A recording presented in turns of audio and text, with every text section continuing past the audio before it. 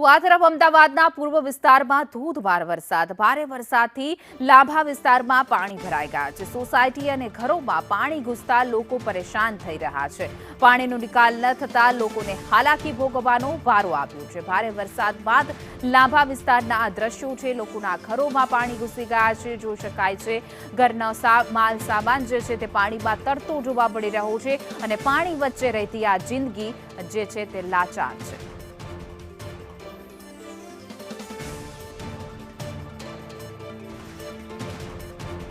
અમદાવાદના આ દ્રશ્યો છે કે જ્યાં ઘૂંટણસભા પાણી ભરાણા છે, તો એટલું જ નહીં, સોસાયટી અને ઘરમાં પણ પાણી ભરાણા છે ને ઘરની પાણીની વચ્ચે આ લોકો રહેવા મજબૂર બન્યા છે।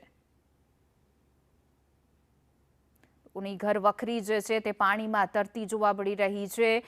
જોઈ શકાય છે દ્રશ્યોમાં કે જ્યાં ઘરની અંદર પાણીમાં ઘૂસી ગયા છે અને અનેક નીચાણવાળા વિસ્તારો હોય, સોસાયટી હોય, દર વર્ષે આ જ પ્રકારની પરિસ્થિતિ સર્જાતી હોય, જેને લઈને હવે તંત્ર સામે સ્થાનિકોમાં રોષ પણ જોવા મળી રહ્યો છે।